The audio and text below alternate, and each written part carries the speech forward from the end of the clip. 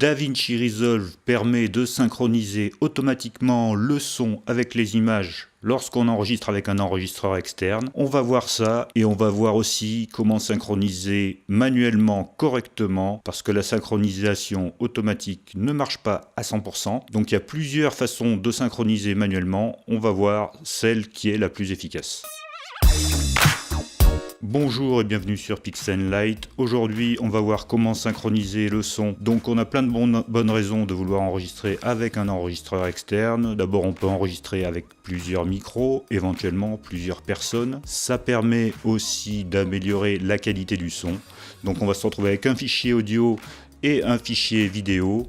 Donc il faut pouvoir synchroniser les deux. Pour pouvoir faire la synchronisation automatique, DaVinci Resolve va utiliser le fichier son qui est lié au fichier audio.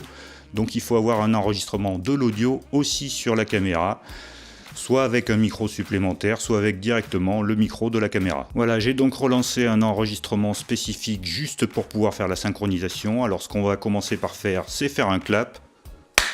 Il va nous servir pour la synchronisation manuelle. Ce que j'ai fait avant, j'ai monté le niveau d'enregistrement interne de la caméra pour que le micro de la caméra puisse avoir un signal suffisant qui va pouvoir se synchroniser en automatique au signal qu'on a dans l'enregistreur externe. On va donc faire une petite phrase et on va voir comment elle se synchronise. PixelLite est une chaîne YouTube consacrée à la photo et à la vidéo, sans oublier l'audio de vos vidéos bien sûr. Voilà, on va de suite sur le PC pour voir comment on peut synchroniser ça dans DaVinci Resolve. Nous sommes donc dans le module média et c'est là qu'on va pouvoir faire notre synchronisation. On va prendre nos fichiers audio et nos fichiers vidéo et on va les glisser dans la bibliothèque de médias.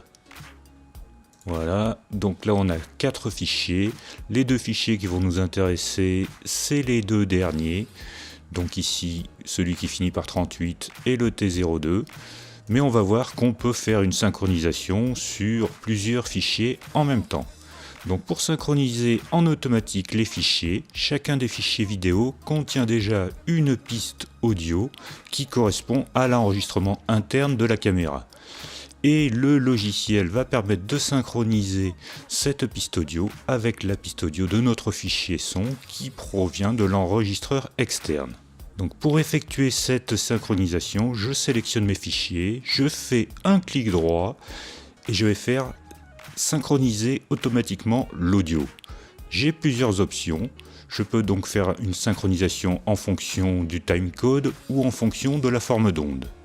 Je peux synchroniser seulement la forme d'onde ou alors ajouter des pistes. Je vais choisir celui-ci par exemple et la synchronisation commence.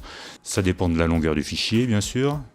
Et voilà, c'est synchronisé. Donc on va pouvoir voir ça immédiatement dans le module de montage et je vais voir que si je sélectionne ici mon fichier, je vais avoir le son qui correspond à mon enregistrement. Par exemple ici, si je fais la lecture de ma petite phrase, une chaîne YouTube consacrée à la vidéo et à la photo.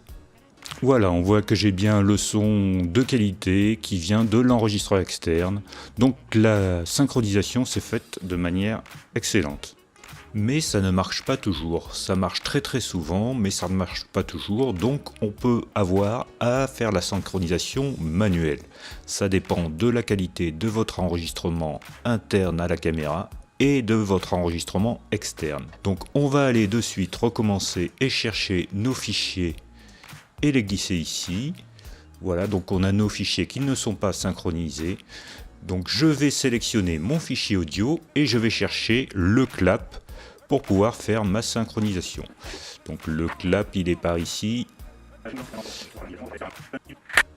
Voilà, pour m'ajuster exactement sur le clap, je vais utiliser les flèches du clavier pour me déplacer image par image. Voilà, j'ai le clap ici. Ici on voit que j'ai une piste audio, mais c'est la piste interne à la caméra.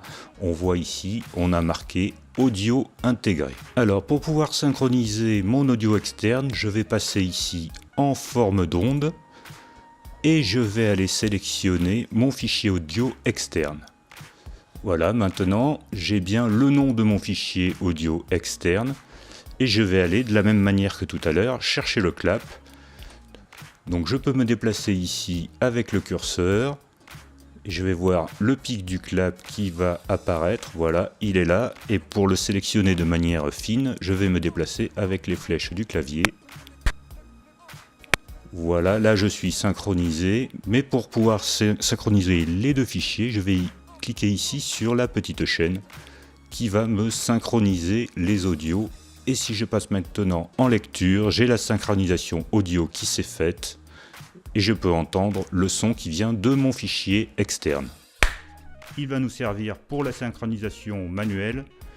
Ce que j'ai fait avant, j'ai monté. On pourrait se dire qu'on aurait pu synchroniser directement dans la timeline en mettant le fichier vidéo, le fichier audio et en allant synchroniser la piste audio avec la piste vidéo.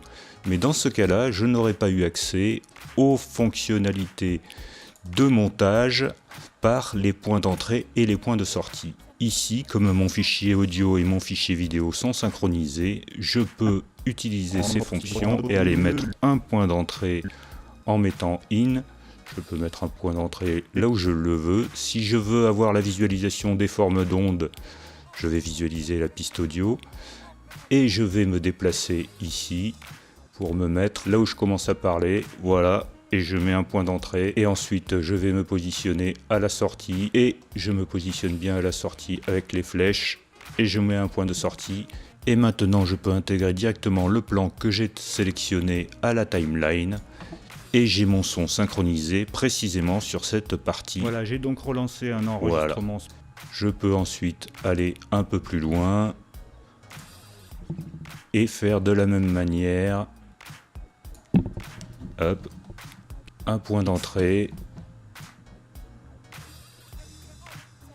un point de sortie et je peux de la même manière glisser ce plan dans ma timeline. Merci d'avoir suivi cette vidéo, à très bientôt sur PixenLite pour d'autres vidéos sur la vidéo, la photo. N'oubliez pas de poser des questions si vous avez des questions et puis de vous abonner si vous avez envie. Merci, à bientôt.